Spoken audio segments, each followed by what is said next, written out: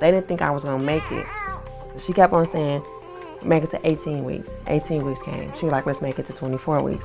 24 weeks came, and she was like, let's make it to 32 weeks. So I went further than they thought.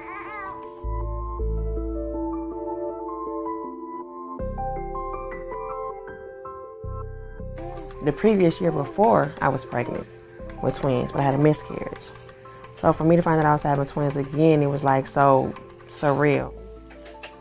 My sister was like my lifesaver. I think it was the time where I got kind of depressed a little bit, and I went from working 2 jobs to not working at all. No matter what time, where I needed to go, my sister was always there for me.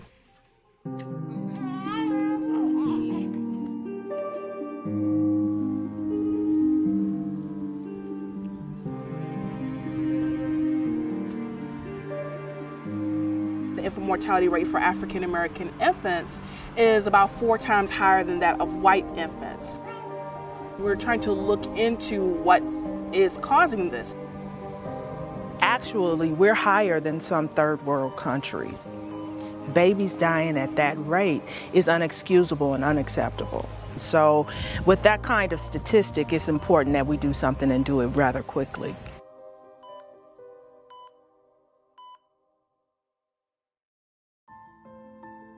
The typical woman is not who you would expect. Most people believe that the typical woman is the teenage mom who is impoverished, uneducated. But that is not who it is. It's your 25 to 41 educated, employed woman. Those are the women that tend to have most of the issues and problems.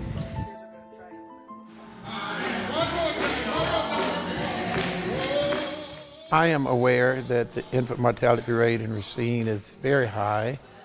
I think one of the serious problems is a breakdown as a family as we have known it. When Peter opened his mouth, we are a part of a community, and if one part of that community is hurting, in a sense, the entire community is hurting.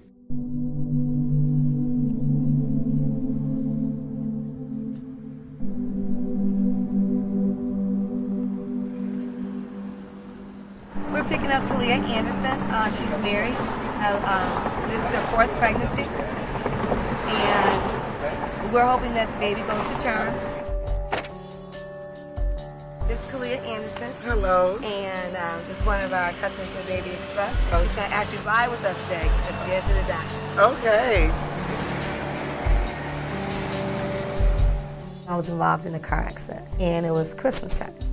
I happened to have my infant daughter at the time, and she was 6 months old, and all that I can remember that I saw headlights coming my direction. I was in a coma for 6 days. When I did come to, I was told that the baby didn't make it. My goal is to get people into the doctor more. Without a service such as this, many times pregnant women miss their prenatal appointments, and new moms may miss their appointments for their child in their first year. I was coming here for a regular ultrasound appointment, and the doctor told me, well, Kalia, we're going to send you home, put you on bed rest. The pain got too extremely where I couldn't take it anymore, and I ended up calling the ambulance, did a emergency C-section with no epidural. My uterus erupted. Baby didn't have a pulse, but they got him back, you know, good. They took him up there to the NICU unit. They got his pulse back, and I was in there for about maybe like a week and a half. Baby stayed in there for a little over a month. Kavari, 18 months. I love my baby. I love him. I thank God that he's here.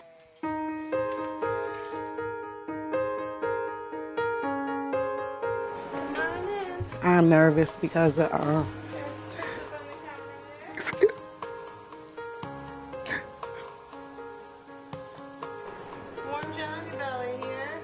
I went through with Kavari.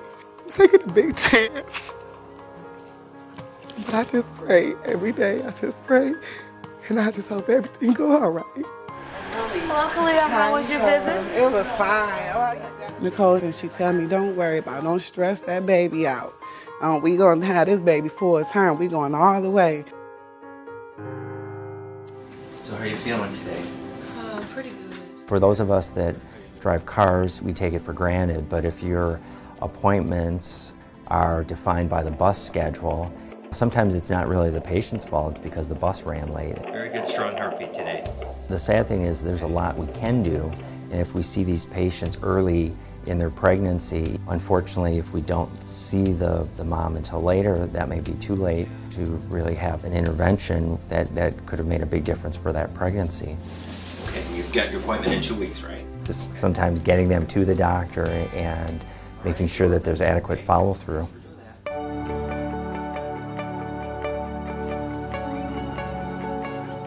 The stress level that African American women go throughout their lifespan. So this is from birth to death. And so the coalition is looking at society, unemployment, fatherhood, those kinds of things. What can we do to ensure that we can lower the stress level by ensuring that people are educated, that people are employed, that fathers are involved?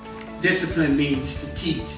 What brought us to the table was our Nurturing Fathers program, which is a 13-week program. It talks about how a father was raised himself, about just his parenting style, and we want to build and improve on his fathering skills.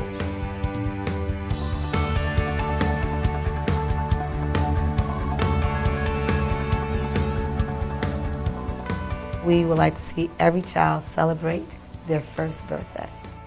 With all these organizations, these great organizations with great programs coming together, there shouldn't be a reason why we can't eliminate infant mortality, period.